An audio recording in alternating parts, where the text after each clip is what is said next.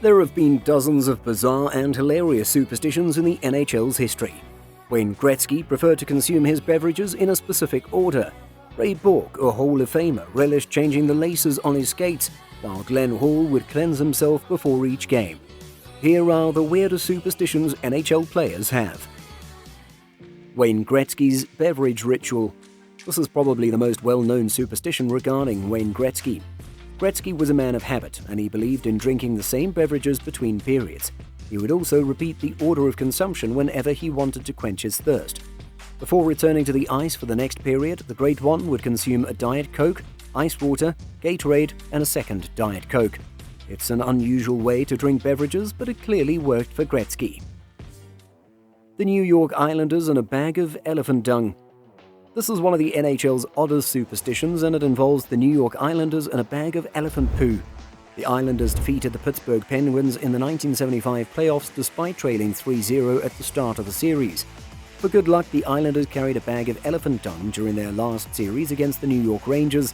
The circus was visiting Madison Square Garden at the time, and the prank became a superstitious good luck charm. Arguably, though, carrying a bag of elephant dung around is heavy work.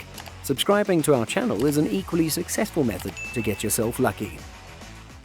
Joe Nivendake and his sticks. The Hall of Famer has a few unique rituals that he adhered to diligently during his career. One of these customs was Nivendake sprinkling baby powder on his sticks. He believed that using baby powder would grant him luck and the capacity to score more goals. My precious. During his NHL career, Eddie the Eagle Belfour was a fantastic goalie. He was inducted into the Hockey Hall of Fame in 2011, and during his career he won a Stanley Cup, 2 Vezina trophies, and 484 games. Belfour, like many others, had a superstition along the way. Belfour's superstition was linked to his goaltender gear. He wouldn't let anyone else touch any of his equipment but himself. He was known to intimidate people who came near or touched his equipment due to his superstition. Clearly not serious about the threat, it's evident how particular he was about who touched his equipment, since he felt he performed best when only he touched it. If he had a bad game or left a soft goal, Belfour was known to totally disassemble elements of his equipment, such as his glove. Patrick Roy talking to his goalposts. Patrick Roy was a Hall of Famer who won 4 Stanley Cups and 3 Conn Smythe trophies throughout his career.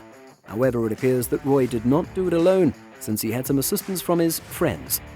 Roy had the bizarre custom of chatting up the iron bars that he stood between each game, and he believed it improved his game. During the 1986 Stanley Cup final, Roy revealed what he speaks about with his friends. Roy explained that he began chatting to the goalposts by mistake.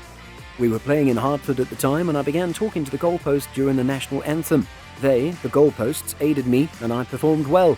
They won in overtime when a player took a slap shot and hit the post. Asked what he says to the goalposts, Roy said, "I say, 'Come on, fellas, help me out.' I give them instructions before the game." Every goalie, in my opinion, requires superstition. I always have the goalposts with me. They respond to my questions. They say bong some nights. They do, however, have bad nights on occasion. As strange as it may sound, Roy's superstition was quite successful, and other goaltenders have followed suit to this day. Mr. Goalie's cleansing ritual. Glenn Hall was regarded as Mr. Goalie during his career, and he had one of the oddest routines. To calm his anxieties before each game, Hall would induce vomiting in the locker room.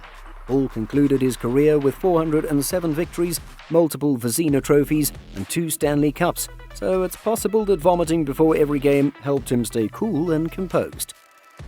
Luc Robitaille special taping method. Jeff Marek asked Luc Robitaille if he had any superstitions during his career near the close of the March 6 broadcast of the Marek vs. Wyshynski podcast. The Hall of Famer winger said he taped his sticks with black and white tape before every game. It was something he started doing for no reason, and he could never stop it. Stan Mikita's good luck smoke. Stan Mikita has a weird ritual that he repeated throughout his career to bring him luck. Mikita smoked a cigarette between each period of a game and would toss the butt over his left shoulder after he was done. There was no rhyme or reason for this, but it looks to have served the Hall of Famer well in the future. Ray Bourque and his many pairs of laces. Ray Bourque is an NHL legend and a defender who had an incredible career filled with remarkable honors. He also had an unusual belief that was a little outlandish. Before every game and between each period, the Hall of Famer blue liner would change his laces. Bourque played in 1,826 games in his career, which indicates he used at least 5,478 pairs of laces. He certainly had a plan because he finished his career on top of the globe. Gretzky's baby powder. Apparently being the best requires multiple superstitions, as another one of Wayne Gretzky's many superstitions was rubbing baby powder to his stick before games. Gretzky may be the most superstitious player in the history of the NHL. Does this imply that superstitions are beneficial? No, I would say. They didn't injure the Great One, however. In addition to using baby powder, he refused to have his hair cut while on the road. When he did have it trimmed, his team lost badly. He always put on his gear in a certain order. His bottom half is from left to right, while his top half is from right to left. He would purposefully miss his first shot on the net wide, right during warm-ups. It's difficult to argue with these strange traditions when Gretzky has 4 Stanley Cups, several trophies, 2,857 career points, and a seat in the Hall of Fame. Keep your hands off the hardware. The choice teams confront after winning either the Eastern or Western Conference Finals is one of the most well-known superstitions in NHL history. When presented with either the Prince of Wales Trophy or the Clarence S. Campbell Bowl, the victorious team must choose whether or not to touch the trophy. Players think that getting or touching the conference trophy is a bad omen and reduces a team's chances of winning the Stanley Cup. However, this does not appear to be the case throughout NHL history, as teams that choose to touch a conference trophy go on to win the Stanley Cup around 50% of the time. Crosby and the Pittsburgh Penguins chose not to touch the Prince of Wales Trophy in 2008, and they lost in the Stanley Cup final. Crosby elected to accept the trophy a year later, and the Penguins went on to win the Stanley Cup. We've talked about multiple superstitions in this video. If you want to know if they work or not, maybe click on this video to know about the best players in NHL history. Here's a hint. Lots of today's names are in that video.